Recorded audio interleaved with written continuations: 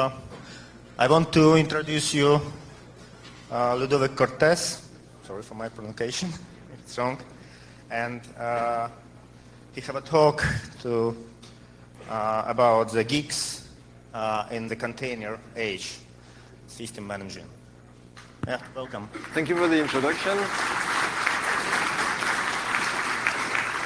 All right, good evening, everyone. So, indeed, I'm going to talk about GNU Guix, and I'm in a containers track, containers and security, I think it's called. So I'm a bit of an outlier because I'm going to talk about Guix, which is in part about containers, but it's mostly about deployment in general, and it's a bit also about distros. So yeah, I'm an outlier. So before I start talking about Guix itself, let me just do a brief introduction to talk about distros and the state of distributions. So if you were already in this room early in the afternoon, like at 2 p.m. I think, there was a talk, and the abstract for the talk had these lines, which is, the Linux distribution as we know it is coming to an end, and it's being replaced roughly by containers. So I suppose that many people in the audience are pretty much into containers and using Docker and these kind of tools, so perhaps you can feel that there is some truth in that statement, and I do feel that there is some truth in that statement, right? We're all using containers more and more. Yet, I would like to challenge that idea that, this is the future, this is the only way we can move forward. Actually, last year at FOSDEM, I was giving a talk in the distributions dev room. And so I wanted to, look at the history of distributions with respect to other tools. And yeah, like I said, last year we were in a, so the distributions dev room was much smaller than this one. And that was mostly distribution developers. And I had the impression that it was actually the desperate distribution developers dev room in a way. Because, distributions are not so much in fashion these days. That's my impression. Perhaps you would agree. But back when I started with free software, we had these distributions, for example, Slackware, Debian, and the Red Hat distribution. And they were pretty much at the center of the stage for free software. Like, they were the gateway to free software. You had, that was really high technology in a way. It allowed you to deploy software in a way that was pretty much new, like proprietary software didn't have anything equivalent, and you could quickly run apt-get install blah, and you get your application plus all its dependencies. You don't have to compile it. It's just, high-tech, right? So I think there was a lot of activity around distributions, and they were at the center of the stage, right? That was the golden age of distributions. But then started becoming cloudy. People started to realize there are some shortcomings in distributions as we know them. So for example, I happen to work with people who do high-performance computing, HPC. So they're using clusters with lots of users, and obviously you're not going to run sudo apt-get install on the cluster, right? Some people do, but not every user. It's only sysadmins. So you need to find a way to allow scientists to deploy their software stack. And for that, well, you can just let them compile everything by hand. Or you can use one of the tools that have been developed over time. So for example, one of the most common one is called modules. I don't know if you've heard about that one. It's extremely common on HPC clusters. It basically allows you to define your programming environment, so you can say module load OpenMPI, module load GCC, blah, blah, blah. And every user can define their environment independently of other users, so you get a lot of flexibility. But of course, the downside is that HPC sysadmins end up creating a distribution on their own, just for their own cluster. And so there's a lot of duplicated work. It's not, it's not exactly efficient, I would say. But yeah, modules is pretty much like virtualenv. So you've probably heard about virtualenv for Python. Modules is somehow more generic, but it doesn't take care of actually building the software, so you still need to do it by hand. And then there are tools like Spack or EasyBuild that actually take care of automating builds, like running configure, make install for each of your packages, roughly. These are package managers layered on top of the distribution that's running in the system. So in a way, we're already layering additional package managers on top of the distribution just because the distribution has limitations, right? That doesn't feel so great. And then you have deployment tools like Ansible, Puppet, Propler, Chef, all these tools. So these are not package managers, right? So it's kind of a different category. But still, I think, deploying software in general is kind of the distribution's job, right? Typically, when you deploy systems using Ansible, you fiddle with the configuration of the system, you install packages, and things like that. It's sort of the distribution's job, just applied to a bunch of machines instead of just a single machine, roughly. So it tells something that we have to yet add another layer of tools on top of the distribution just to address that use case. Well, it can still get worse. I'm sure you're familiar with all the language-specific package managers. They are wonderful tools for people who develop programming languages. It's a very easy way to allow your users to get started and use libraries in your language. That's great from that point of view, but it adds another layer of software deployment on top of all these tools, and it becomes a little bit messy when, in practice, many people end up using like 5 of these tools maybe on a daily basis because they want to deploy Python code, maybe Rust code, maybe Haskell code, and so you have lots of different tools depending on the kind of code that you're deploying. Doesn't feel great. And lastly, well, that's the thunder. Containers, right?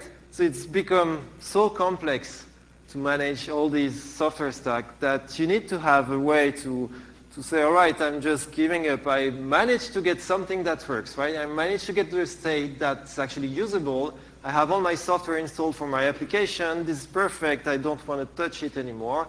So I'm just going to freeze it in an image, a Docker image, for example, and then I can carry the bits of my system to another machine, for example, and I can run my application again without having to fiddle with pip, cargo, apt-get, blah, blah, blah. It does solve problems, practical problems for people, but still it doesn't feel right to me, right? We're sort of giving up on deployment, right? It's too complex, let's just freeze, we get an image, and then we use it and we don't bother anymore. Doesn't feel right. So, my question last year in that distributions dev room was, are these tools doomed? Well, maybe, maybe not. The good news for distributions is, well, we had people saying Debian and other distributions are going to be that thing you run Docker on and little more. It's the end. But the good news is it's also that thing you run inside Docker because that's how you deploy software, right? So that's the on-cloud Docker file, for example. How they deploy their dependencies? Well, first they start by running apt-get, and that's it. So that tells something, and to me, it means that perhaps we should pay attention. Going back to that Docker file. This is great, it does the job, but it lacks transparency. So if we look at the first line of the Docker file says, okay, I'm going to start with that big blob that contains a whole distribution, and from there, I'm going to run a bunch of commands to modify the state of my container image, to install additional software, and so on and so forth. And so the end result of that is that containers are like smoothies. So that's a phrase I borrowed from Ricardo Vermes, another Guix hacker. A container is like a smoothie in the sense that you can taste it, right? You can say whether you like it or not, whether it's to your taste. But it's really hard to say what's inside that smoothie, right? It's like, yeah, it's red, but what's in there? I don't really know. It lacks transparency. And usually when we say that, people come to us and say, well, look, come on, you're exaggerating. We have a Docker file, so it's entirely transparent. We know what's inside.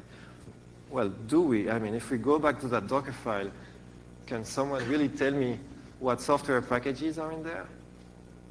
I'm not sure. You know, we're just, if we run that Docker file, we're going to get different results every time we run it, because the first command that we run in there is apt-get update, right? So if I run it today, I'm going to get, you know, specific versions of the packages, but if I run it in 2 months, I'm going to get different versions. So that's not great. Plus, if we look at that from line up there, it doesn't tell us what's in there. So the abstraction level is the wrong one. We'd like to think in terms of packages that are available, and what we have instead is something pretty opaque. So I believe we should not throw out the baby with the bathwater. Oh, I took this picture from Wikipedia and I learned that it's actually a German saying from the 16th century. Yeah, keep learning things while you're procrastinating. Anyway, so probably there are still valuable things we can learn from distributions, and maybe we should try to design systems not by piling tools and patches upon patches, but instead by addressing the weaknesses that make those patches appear necessary. I'm paraphrasing a sentence that some of you have probably heard before. It's not from me. We'll get to that later. So that brings me to Guix. How many people here are familiar with Guix, I should say? Well, that's like half of the audience, I would say. All right, so if you're familiar with Guix, I guess you're allowed to take a 5-minute nap, because I'm going to introduce it. That's fine. And don't forget to wake up afterwards. We'll get there. So, Guix. What is Guix about? So we tend to view it as a distribution or as a package manager, but it's really more than that. It's more like, you could say it's a toolbox for software deployment in general, and that includes package management in the traditional meaning of the word, but also environment management, container provisioning, and operating system management, so complete operating systems. So I give you a feel of what it is to use Guix, to get started with Guix, and what it's like. I start with a quick demo just to give you a feel, right? All right, so I guess the way you would get started with Guix is by using, you know, the traditional Guix install command. So you would say Guix install Cauce Python, for example, and it does what you would expect, right? It installs packages. All right, so from there I can say echo hi pipe Cauce. So it seems you have to use Cauce in demos, so I thought I would do the same as everyone else. That's why I have Cauce. And all right, now I have Cauce. If we look up there at this message, it's telling me something about environment variables, right? And typically when you install software, very often you have to, you know, set environment variables so that it works just fine. And that's typically the kind of thing I tend to forget. So here, Guix takes care of telling you, well, there is a file that will set those environment variables for you, so you can just source that file, which is what I'm going to do here. And that file, if we look at that file, that lives here, well, it's telling me in particular about Python path, because I installed Python. So if I want to be able to use Python, then I better set Python path correctly so that it can find its libraries, right? So I've installed Cauce Python. Let's say I can install Guile, the programming language. All right, so at this point I have Python 3, I have Guile, I have Cauce. It's all working fine. But let's say after a while I realize that Guile is such a great programming language, I no longer need Python. That can happen. So I can simply remove Python. The usual thing. It looks boring at this point, but you'll see. We're getting to the interesting bit. All right. So I've done a bunch of operations on my system. I've installed software, several times, removed software. And this is where we get to the interesting bit, which is that this was all transactional, actually. And the history of my profile, which means the set of packages that I installed, was entirely recorded. So I can just say, can you list the generations of my profile? So basically, every time I made a transaction, I created a new generation. That's the way we call it. And here we see those 3 generations. So generation 1 is when I type Guix install calc Python, right? So we see these 2 packages up there. Generation 2 is when I type Guix install Guile. So that added Guile to my set of install packages, which is why we see a plus there. It's like a diff. And generation 3 is when I removed Python from my profile. And this is why we see a minus there. It's, again, like a diff. The cool thing here is that you can actually roll back, right? So if I have second thoughts and, well, I still need Python after all, then I can say, let's roll back. Okay, I'm going back to generation 2. And at that point, if I run Guix list generations again, then I see that I'm back to generation 2. That makes sense? Yeah.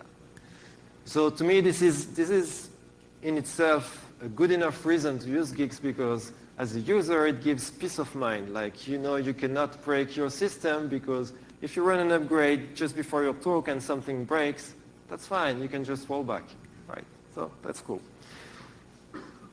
All right, so much for package management. The other cool thing is that, so here I've been using a sequence of Guix install, Guix remove commands, but I can just as well use directly a file where I declare the packages that I want to have in my profile, my set of installed packages. So let's say I want GCC, Emacs, Guile, and Geyser. Then I can just create a file that contains that and pass it to Guix package -- manifest. And yeah, so I have an example here. My profile. Yeah. So I pass that file to Guix package. And then what happens is that those 3 packages, maybe we're not going to wait because Wi-Fi is not so fast, but those 3 packages are going to be downloaded if they're not available yet. And then eventually I will end up with a profile that contains precisely those 3 packages. This is it, right? So no need to type a sequence of install, remove, upgrade commands. That's pretty cool because it means that you can have that file under version control, for example. You can share it with other people, with colleagues or whatever. Or if you're developers, then you can, have it as part of your project repository. It makes it very easy to deploy a set of packages. Right. But if you look at that manifest here, I'm just saying GCC toolchain, for example. I'm not specifying any version. So if I really want to enable someone else to reproduce the same environment as I have here, then I need an extra bit of information. Because, for example, GCC today is perhaps version 9, but in 3 months, it might be version 10. And so if I use that file in 3 months, then I'm not going to get the same environment as right now.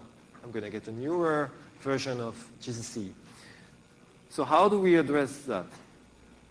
Well, that extra bit of information that we need to know exactly how to reproduce the same environment is given by a command that's called Guix describe.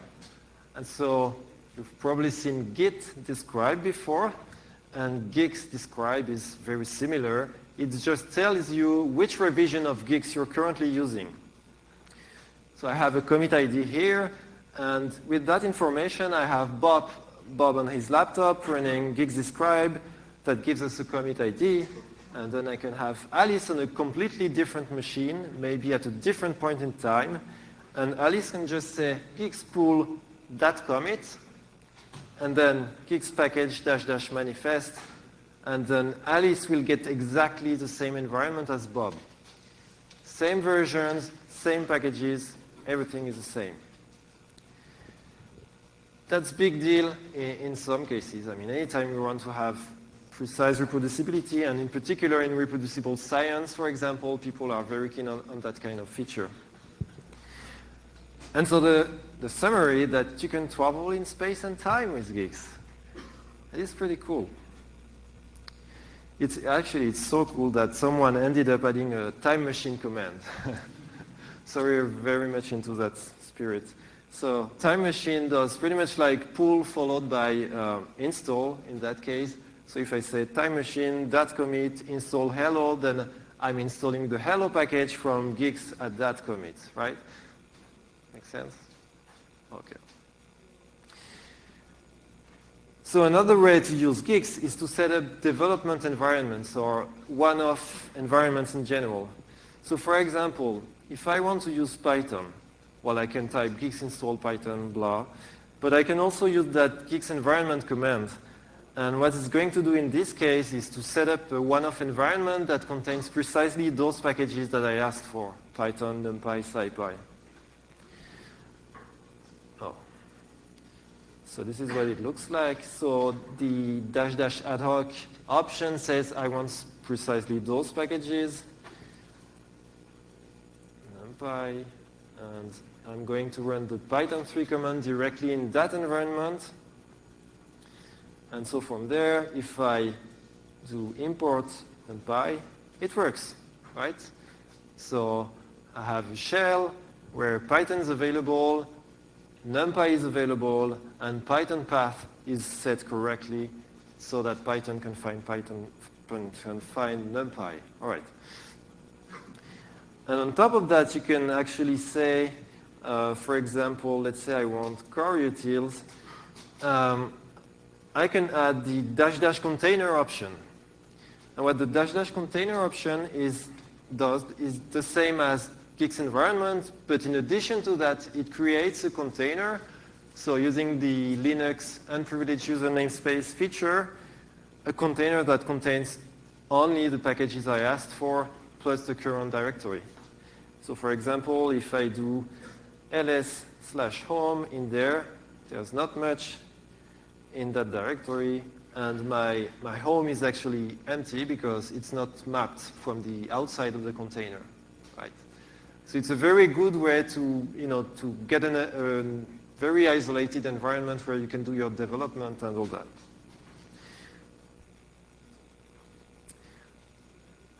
All right.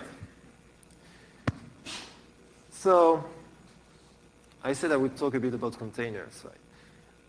It turns out that sometimes you have to deal with machines that do not run Guix, right? So how do you go from a machine that runs Guix, where you have all your favorite software packages, to a machine that unfortunately does not yet run Guix, but still you want to be able to run your packages there? So how do you do that? Well, we need some sort of an interoperability bridge, and this is what GuixPack does. So GuixPack, the way it works, you give it a list of packages, and it will create, by default, it will create a tarball that contains those packages and all their dependencies. That's it.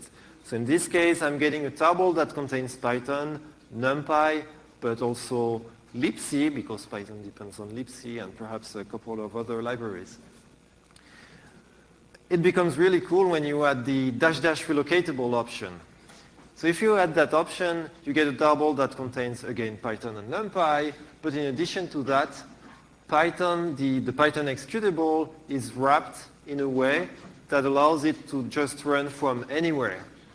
So in other words, you can unpack that tarball anywhere in your file system, like in your home directory, and from there you can type /bin/Python, and it just works, right? So that relies on either on unprivileged user namespaces on Linux, or on proot, which is another tool that allows you to to virtualize the file system, things like that. But of course, if you insist on using Docker, because Docker is everywhere anyway, so if you want to transfer the bits of your packages to a Docker-powered machine, then you can always create a Docker image using the -- format equals to Docker option, and you get your Docker image. You can say Docker load, Docker run, and it just runs. It's great. So it may sound a bit ironic because I just said before that containers are bad, okay? But don't get me wrong, I mean, containers are really two things. There is the packaging part and the runtime part. So the packaging part is the Docker file, and this is what I'm criticizing, but the runtime part is just fine. And so here the advantage when you create a Docker image with Guix is that you get a reproducible image, right? So it's not like when you use a Docker file, you're pretty sure that the image is not going to be reproducible. It's going to depend on the time at which you run it, for example. It's going to depend on the availability of a number of things on the network. But here, you know, it's going to be reproducible, right? Guix Python is always going to give you the same image. That makes a difference. All right, so far so good. So I've been talking about package management, environment management, containers. Now I need to talk a bit about operating systems. This is the next level. So the way it works, this is a conversation I captured on IRC a couple of days ago, and I found it a good summary of the story. So the story here, when you use Guix system, which is a standalone distribution, the story is that you tell it what you want, right? You describe what you want in your operating system, and then you give it to Guix, and it just puts everything in place. You just need to speak its language, of course, but like I said, it's such a fine language anyway. So let me show you how that works. So this is an operating system declaration. Hope you can read it. Yeah? So in that single configuration file, you would actually describe all the details about your operating system, right? So that includes like the host name, the time zone, the locale, file systems, user accounts, services, everything. And so the services here, we're just asking for not much actually. We're just asking for a DHCP client service and for OpenSSH with just the default configuration options. Don't be scared. You don't have to learn that right from the start. So typically when you get started with Guix system, you would download the ISO installation image, and the ISO installation image contains a menu-based installer, pretty much like that of Debian, where you can choose, you know, all the parameters of your system, and it generates that file for you. So that's how you would get started with Guix system. But the thing here is, once you have this file ready, you can pass it to the Guix system command and do a number of interesting things. So for example, you can say Guix system VM.config file, and it will create a script that spawns a VM running the system. Or you can say Guix system Docker image, and it creates a Docker image for that system. Or you can say Guix system container, and it creates a script to spawn a container on your machine. And lastly, but importantly, you can say Guix system reconfigure. In that case, you just reconfigure your machine on the bare metal so that, well, you just instantiate that configuration, right? So you no longer have to fiddle with configuration bits everywhere on your system, right? It's entirely declarative. You say, I want these services, these user accounts. You say, then you type reconfigure, and you get what you asked for. It's as simple as this. And the good thing is that, again, you can first test your system in a VM. You can run Guix system VM on that config and see what it looks like, right? If it runs the way you expect. And once you're happy with the result, at that point you can run Guix system reconfigure. And if there is still, for some reason, a problem at that point with the configuration, you can always roll back the whole system configuration. Okay? So again, it's super safe. Like as a user, you can go ahead, reconfigure, no worries. If something goes wrong, you just roll back and everything is fine. So of course, people have been wanting to take it to the next level and, you know, try to deploy in a bunch of machines at once. And so this is a brand new feature actually. It's from a Google Summer of Code internship that was super productive, super efficient. And the thing we're doing here is that we define a function up here that says, all right, given the machine number n, here is the operating system configuration. So essentially, it's just producing a different host name. And then here I have a bit of code that maps over a list of numbers, 1, 2, 3, 4, 5. And for each number, it returns a configuration for a machine that uses that operating system and says the machine is available over SSH, and that's it.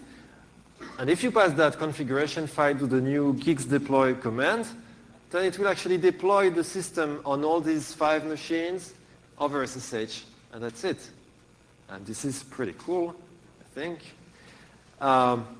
So this is for machines that are accessible over SSH, but there's another backend currently that's the DigitalOcean VPS. So if you want to deploy to DigitalOcean, it should work like this.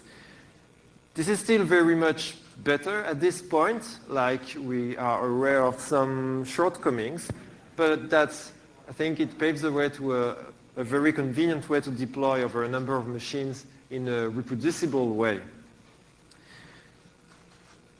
All right. I've been talking a lot about features, what it feels like to use Guix. I hope you now have a better idea of what it's like, what you can do with it.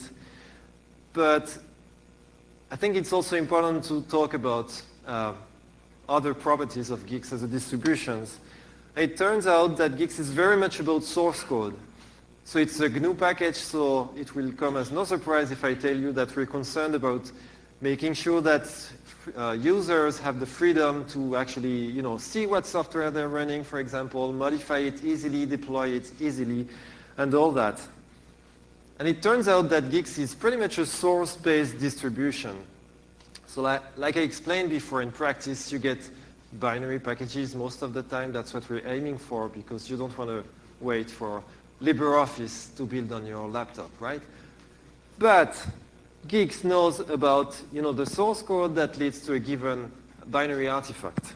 That's the thing. So for example, if we look at the package definition for Audacity, it looks like this.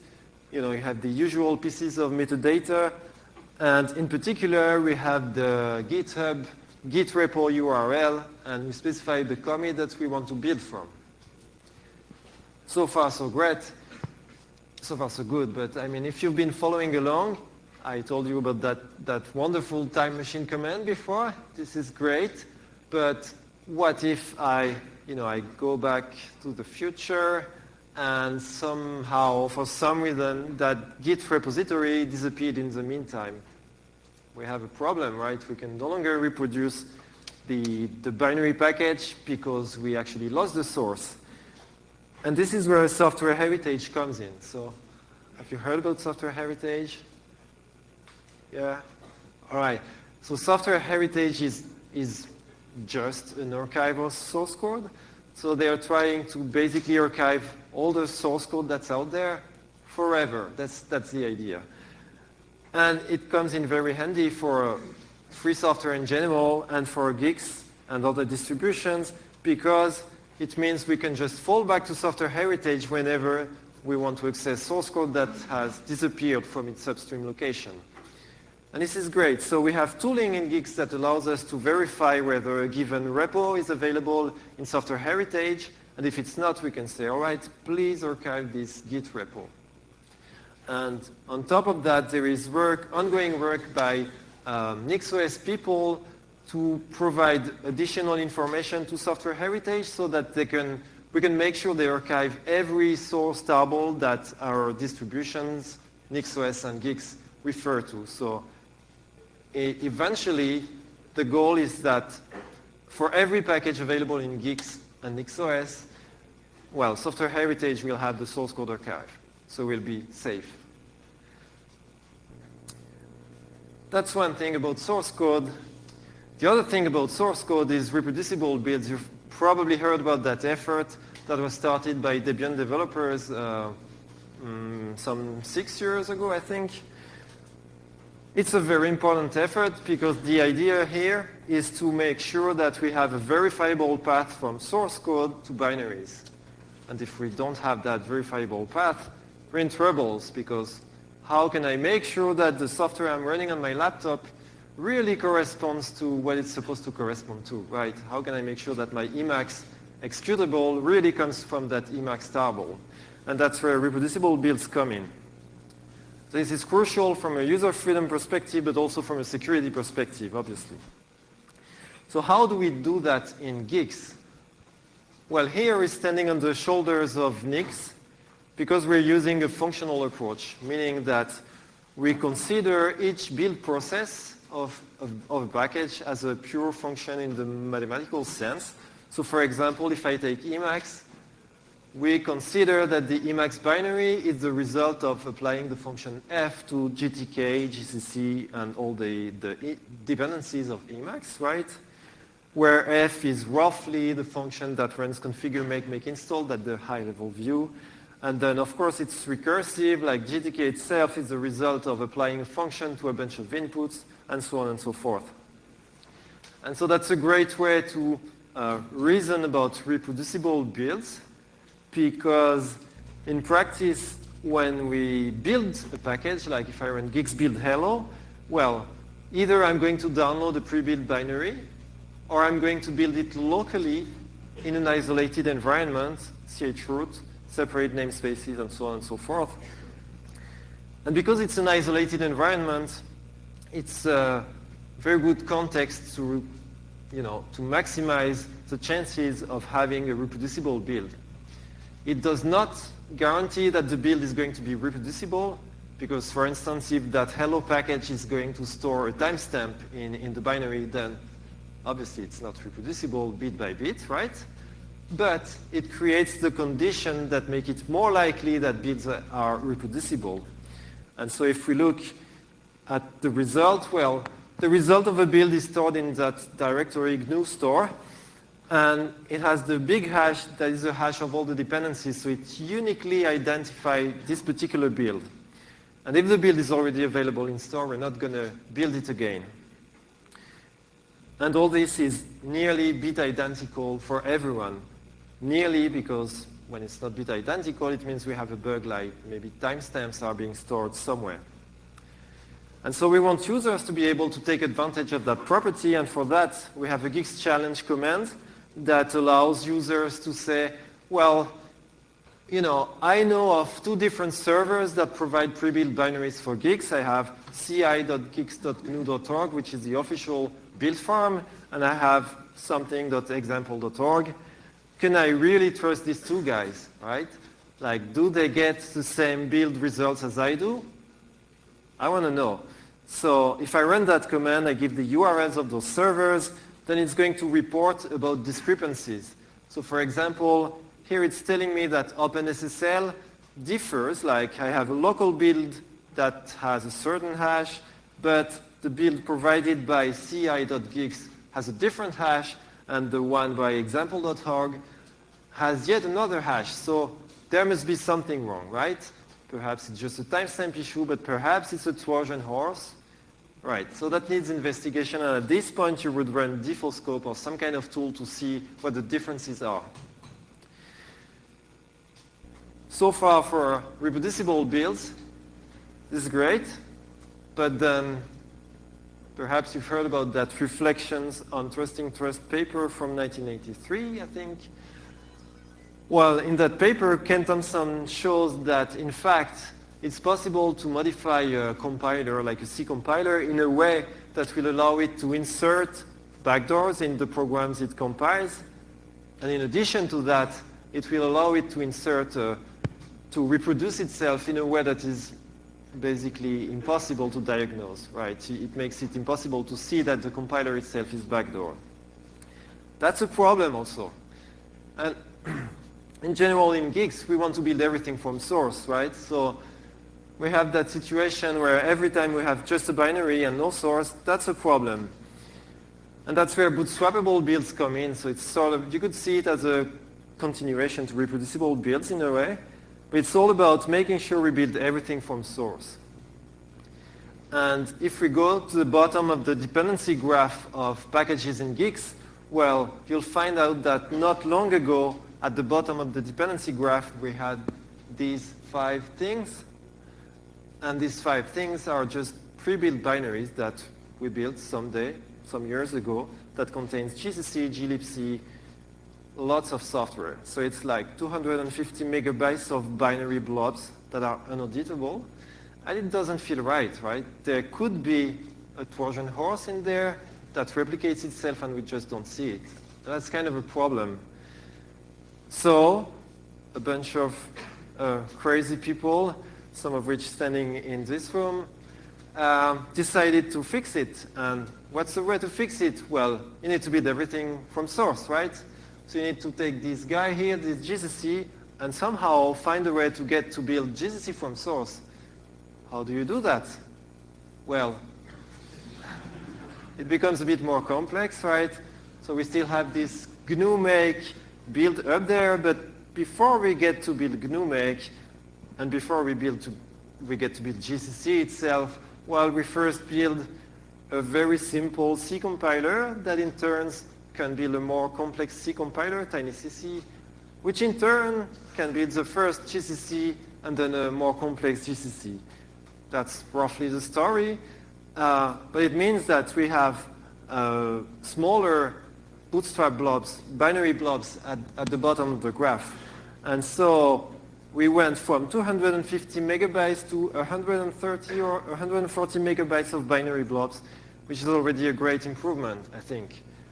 It's not black and white, you know, it's not 0 bytes. That's not possible, but we're making progress. And I really invite you to go tomorrow at 11:50 a.m. to the Minimalist Language Dev room if you want to learn more about this and what's coming next, because we are going beyond, well, below 130 megabytes. This is great. I think it's crucial for free software in general and for security too. We have the same bootstrapping problem at the level of every language, roughly. Every time you have a programming language compiler, you have that sort of problem. And for example, Rust is one of them. You know, the instructions to build Rust normally is just to grab a pre-built binary of the latest Rust and then you build the next version from that. That's not great. But again, we had someone also sitting in this room somewhere here who worked on this, and now in Guix we're able to build everything from source. So we're using the C++ implementation of the Rust compiler to build, well, the actual Rust compiler and then a series of versions of Rust. This is great. And yeah, there's a talk tomorrow about Rust packaging in Guix if you are into that. All right, one last thing about source code and provenance tracking.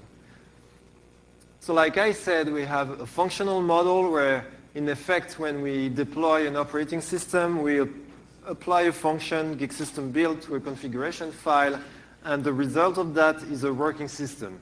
This is great. But there are cases where you would like to go the other way around, right?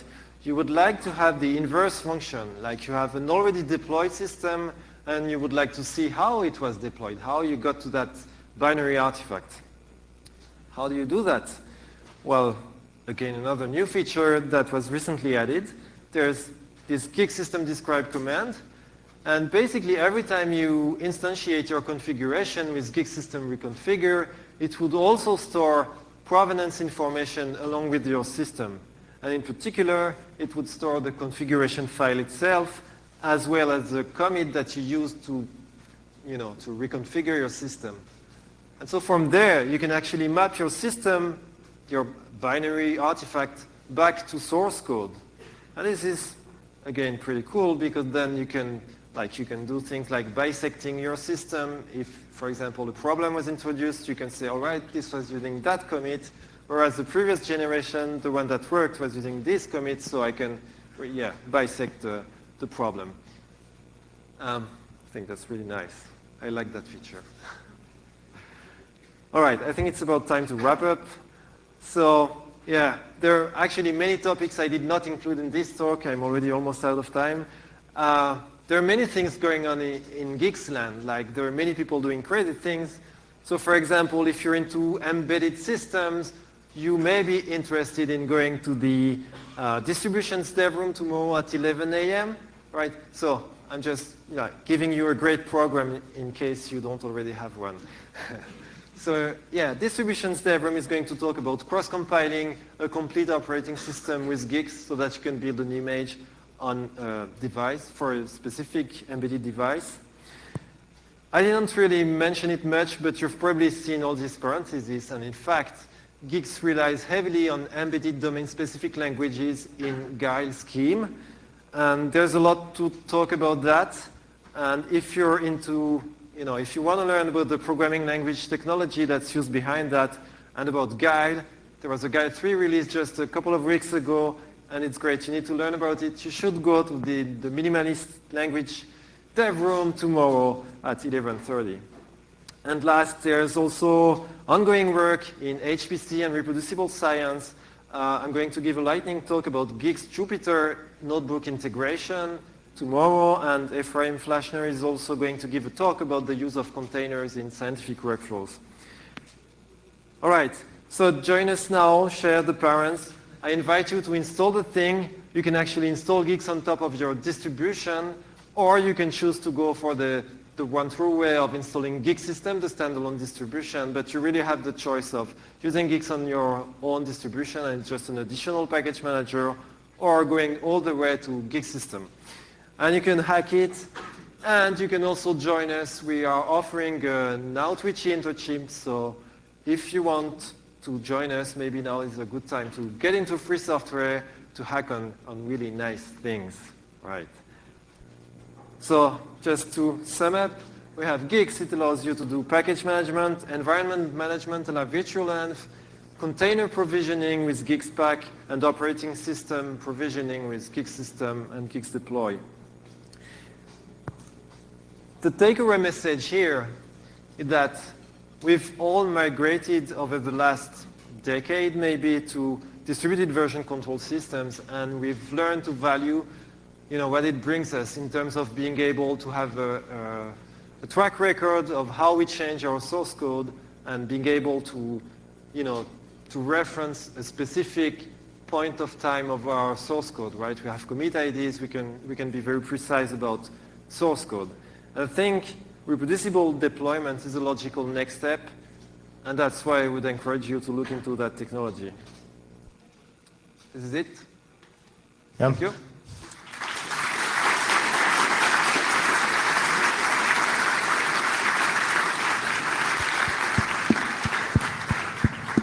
Thank you, Ludovic, for a great talk. Now it's time for QA. Please stay silent and give the possibility only to ones who are asking questions and answering, to talk. Thanks for the talk, firsthand. You were mentioning reproducible builds and were mentioning the reproducible builds in context of the system, of the whole environment. I do have to admit that I don't really care about that part, because when I care about reproducibility, I care about some specific aspects of it where I have a specific version that I need of that. But there are other. How would you handle things like libraries that I want to have updated and have, like, I don't know, OpenSSL, where I don't care what version it is, I want the latest one? Well, so by default, Guix would give you the latest version of the package you asked for. That's the story. So it's like pretty much any package manager in that respect. You just, like with apt, for example, you would run apt-get update and then apt-get install OpenSSL, and presumably you get the latest version. And with Guix, you would just run Guix pull and then Guix install OpenSSL, and you get the latest version. That's the story. Does that answer your question? But then the reproducibility gets lost. No, it doesn't, because every time you deploy software with Guix, you deploy it from a specific Guix revision. And so you can link that revision to a specific version of OpenSSL, for example. The question kind of relates to Dockerfile, which you bashed for being non-descriptive, right? Yeah. And the answer, I guess, was the last command you presented, describe, right? Yes. Or what it was. Guix described this scenario. What is cool about Dockerfile is that you announce your intention. I want to install package blah, and you don't care about what is the 100 dependencies, right? When you call to describe, most likely you are describing the whole environment, which will lose this kind of intentional, description. What did I want to achieve for this environment? Is there any work to kind of embed that semantic, which is somewhat inherited in the stages or what you call history of the environment, which somewhat describes what it was made for? Right, so how do you record what it is that you actually wanted to deploy, right? So there are really two pieces of information here. So one is what you get with Guix describe, which tells you which Guix revision you're using. And then there is this manifest file where you specify that you want, I don't know, this package, that package available for you. And so I think this manifest file that describes the packages that you want to have installed is kind of similar to what you would do in a Docker file when you say apt-get install foo, apt-get install bar. This is where you say what you want to have deployed, right? Does that answer your question? Sort of? Yes and no. Docker file forces Docker users to describe it. With Guix, I could describe just by running the commands and kind of losing this forceful description, right? Oh, by running Guix install, you mean, for example. Right, so Guix supports really two modes of operation. So one of them is to use the manifest where you have to describe everything, right? You have to describe every package you want to deploy, but it also supports the interactive Guix install thing, which is more freestyle. I personally like it, actually. I think it's good to have something that resembles apt-get install, for example. But I agree with you. When you start using it, then you kind of lose the declarative way. And so people have been complaining about it, actually. And there are ongoing discussions that would allow us, about tools that would allow us to export an existing profile with a set of install packages to a manifest. That would be like the declarative thing that I showed. So that you would have a bridge from the imperative approach where you just type Guix install foo bar to the declarative thing, that file that says everything you want to have installed. Okay. I hope that you can move also discussion somewhere online because time is over. Thank you, Ludovic, again for this great presentation.